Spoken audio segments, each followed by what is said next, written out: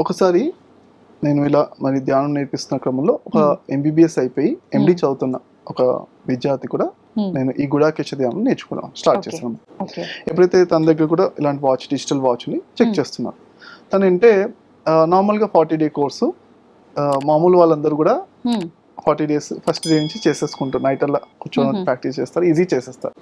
కానీ ఎంబీబీఎస్ అయిపోయిన వాళ్ళకి కొంచెం డౌట్లు, మళ్ళీ ఎంబీబీఎస్ లో అంతా వాళ్ళకు ఉంటుంది కదా, నిద్ర చాలా ఇంపార్టెంట్, ఏమాత్రం అది కావద్దు. అందుకే తను ఏంటంటే ఫస్ట్ కోర్స్ రాగానే ఒక 2 రోజులు చేస్తే డ్రాప్ అయిపోయాడు.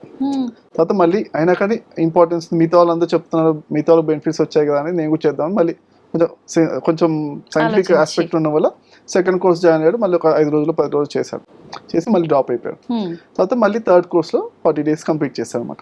అలా చేసిన తర్వాత తనకి సైంటిఫిక్ కొంచెం ఎంబీబీఎస్ కొంచెం సైంటిఫిక్ ఆస్పెక్ట్ ఉంటుంది కదా మైండ్ సెట్.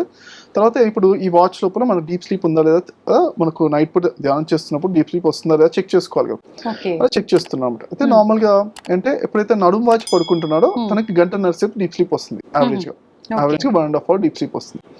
అయితే అలానే నైట్ అలా కూర్చుని ధ్యానం చేస్తున్నాడు, తనకి 1.5 hours వస్తుంది, అప్పుడప్పుడు 2 hours కూడా వస్తుంది, 2.5 hours కూడా వస్తుంది. అంటే మినిమం 1.5 hours అయితే గ్యారంటీ వస్తుంది నైట్ అలా కూర్చుని ధ్యానం చేస్తుంది. అయితే తను చెక్ చేసింది అంటే నేను నడుము వాచి పడుకున్నప్పుడు 1.5 hours వస్తున్నప్పుడు నెక్స్ట్ డే నాడు తను మరి ఎండి చదివేటప్పుడు చాలా ఎంబీబీఎస్ కన్నా ఇంకా సిలబస్ టఫ్, ఇంకా బాగా ఎగ్జామ్స్ అవన్నీ ఉంటాయి కదా, చాలా ప్రిపరేషన్ చదువుతూనే ఉండాలి తను. అయితే నెక్స్ట్ డే నాడు తనకి క్లారిటీ ఉండడం వల్ల తన పుస్తకాలు చదివేటప్పుడు ఏకాగ్రత కానీ మెమరీ పవర్, ముఖ్యంగా ఎంత ఫాస్ట్ గా చదువుతున్నాను అంతే ఏకాగ్రత, ఎంత ఫాస్ట్ గా అర్థం చేసుకుని చదువుతున్నాను, తర్వాత చదివిన ఎంతసేపు గుర్తుంటాయి, ఎంత చక్కగా గుర్తుంటాయి, అది జ్ఞాపక శక్తి. ఈ రెండింటిని గమనిస్తే తను చెప్పింది అంటే నడుము వాల్చి పడుకున్నా కానీ డీప్ స్లీప్ 1.5 hours ఉన్నా కానీ ఆ క్వాలిటీ ఆఫ్ డీప్ స్లీప్ లో డిఫరెన్స్ ఉంటుంది అనమాట. యాక్చువల్ డీప్ స్లీప్ అంటే 0 to 4 హెడ్జెస్ అంటారు అనమాట, డెల్టా వేవ్స్ అంటారు అనమాట. అయితే ఇందులోపల ధ్యానం చేసే వాళ్ళకి 0 to 0.5 లోనే ఉంటుంది, ఇంకా డీప్ అంటే డెల్టా కన్నా ఇంకా డీప్ గా ఉంటుంది అనమాట. దానికి అందుకే ఎప్సిలాన్ వేవ్స్ అని కూడా అంటారు. దానివల్ల ఇంకా ఎక్కువ బెనిఫిట్, ఇంకా ఎక్కువ శక్తి వస్తుంది అనమాట. అలా కాబట్టి ఆ ఎక్కువ శక్తి ఉండడం వల్ల ఆ అన్ని శక్తులకు మూల కారణం ఏంటంటే, అన్ని శక్తులకు ఇచ్చే అంటే మన నిద్ర ద్వారా వచ్చే శక్తి, ఏకాగ్రత శక్తి అయినా ఈ ధ్యానం ద్వారా వచ్చే శక్తి అన్నమాట. జ్ఞాపక శక్తి అయినా, ఇచ్చా శక్తి, సంకల్ప శక్తి, మరి అవగాహన శక్తి, అండర్స్టాండింగ్ పవర్, వినికిడి శక్తి, దృష్టి శక్తి, అన్నిటికీ అంటే హెల్త్ పరంగా కానీ అన్ని లోపల మనిషికి 100 శక్తులు ఉన్నాయి.